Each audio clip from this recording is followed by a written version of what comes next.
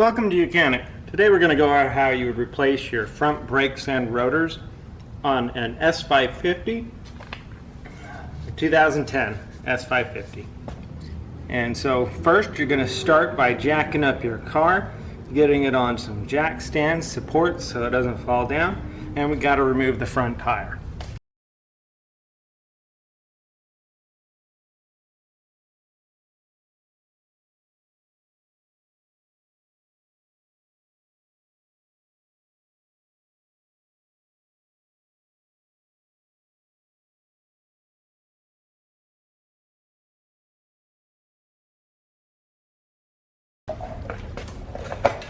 Alright, so we've got the steering wheel turned to the left to give us easier access to do what we need to do here.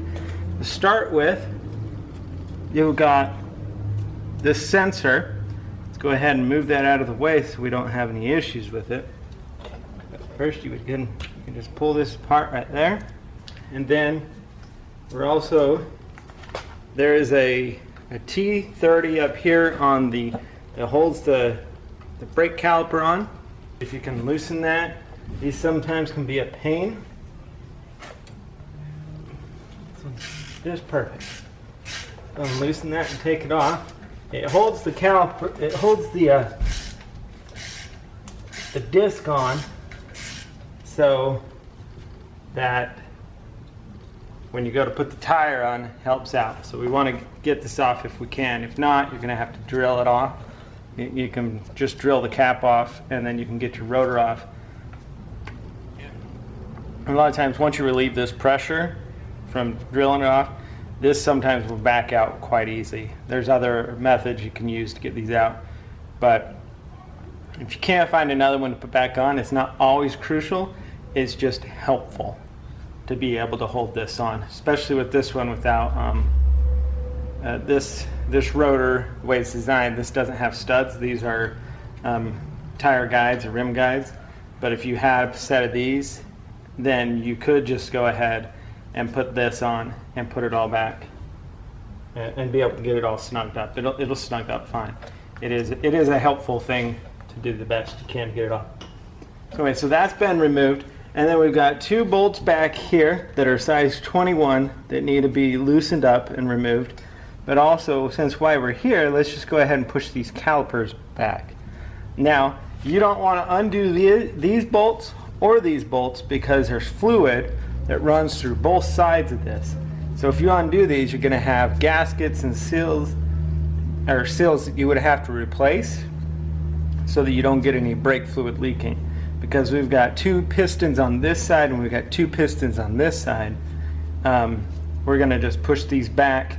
You can push them back with a screwdriver to be able to expand it open.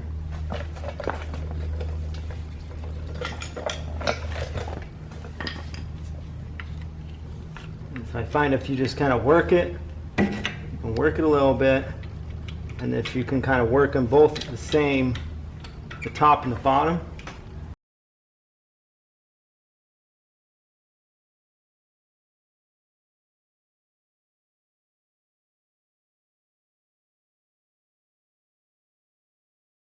because they kind of work in unison.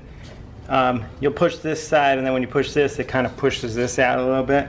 So then you would just put your screwdriver on this side and this side to push them, and push them both at the same time to separate up. To help these remove, so we've got these guide pins that need to be pushed out this way. I'm just going to put a little bit of penetrating oil right there and there to help them slide.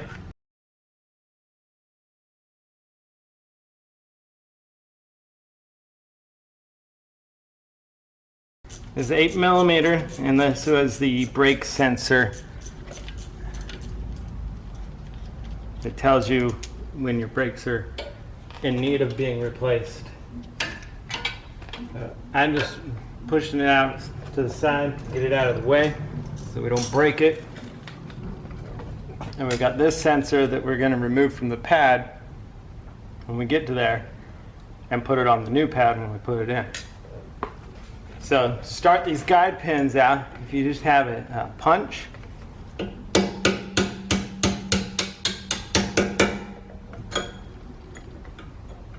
You're going to start on this side, and you're just going to punch them backwards. And we still have some spring tension on here by this spring, so if you can get that to back off. Just work their way out. Now we kind of relieve most of the tension on the bottom because now the spring doesn't have its tension.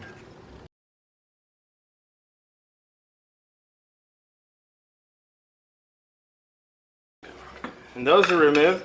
And with those removed, you can literally just pull these brake pads right out. See, there's not much life left on those.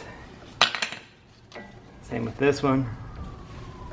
And then we're going to want to get this sensor out of here. Alright, so the sensor's been removed. We'll keep that, put that aside while we finish some other stuff.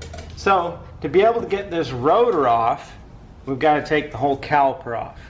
If we were just going to be replacing brakes, but not highly recommended unless, for whatever reason, I'll show you this rotor. This rotor's got a very big groove in it, so you either have to have this rotor turned or just put a new one on.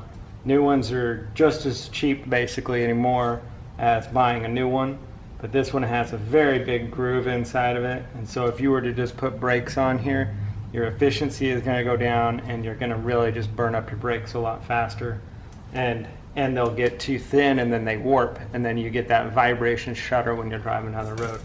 So it's not a good thing to just replace brakes. So to get this rotor off, we got to remove 2 bolts back here on the back of the caliper and push that aside, and then we take this rotor off. And their bolts on the back are a size 21. A good breaker bar, because they do become pretty tight. And you want to make sure you're going counterclockwise to loosen.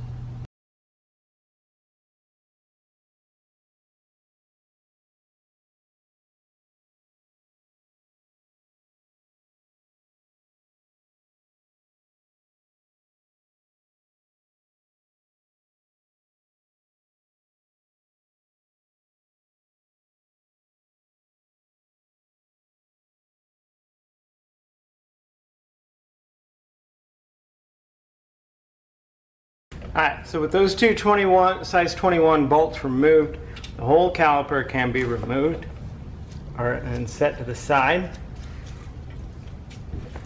So you just want to just pull it off, and then we're going to set it to the side. You're going to want to set it up on a block or hang it so that it's not hanging on the brake cable itself.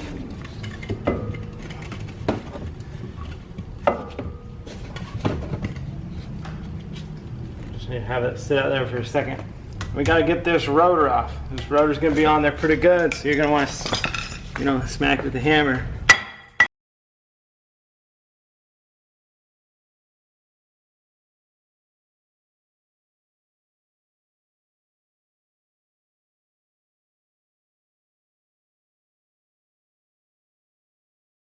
All right.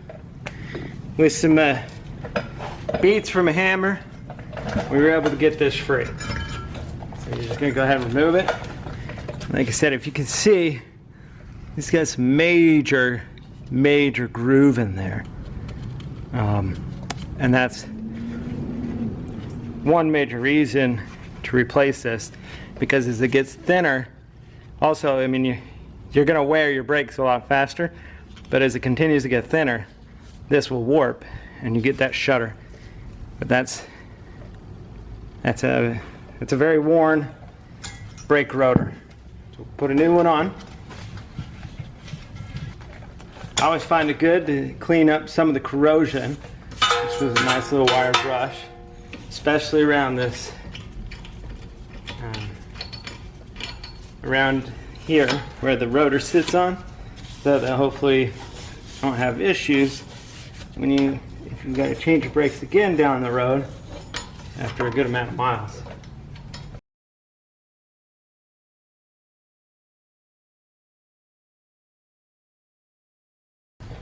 so we got our brand new rotor. Thing with this, you're going to want to make sure you line up that hole to put that little T30 bolt in to hold this on here.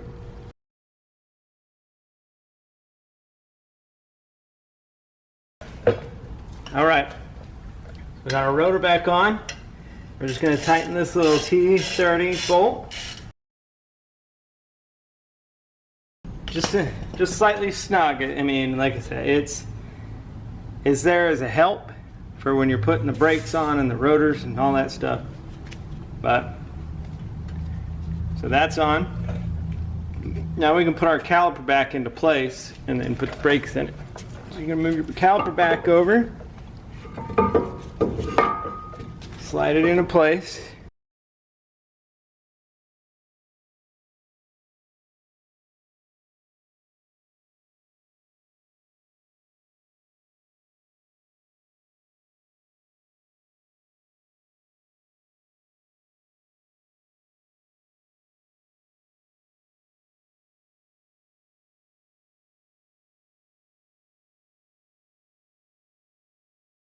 Alright, so brake caliper's on. We put the two T21, or not the T, put the 221 size millimeter bolts and tighten them up.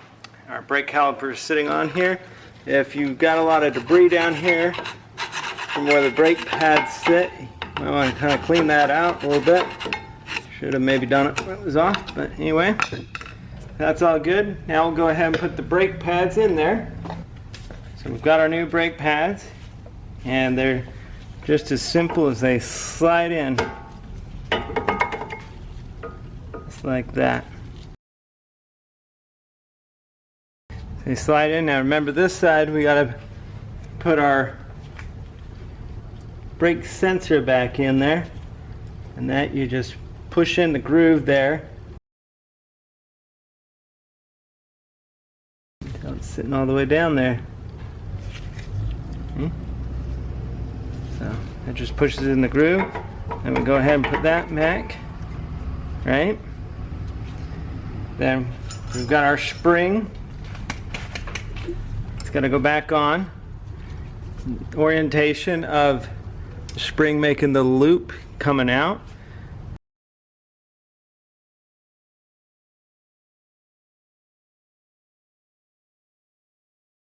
And then you just push that in. Top one is going to be a little bit tougher because you got the spring to it, but you just push that spring in, and then just tap them into place. A good punch on this side works well.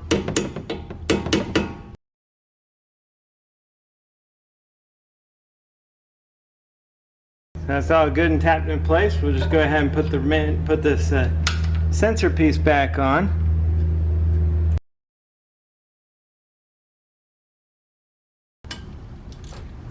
This was an 8mm, and this sensor is only on the right side or the passenger side as your wear sensor. So when you do the other side, it won't have this sensor. Plug and play, and there you go.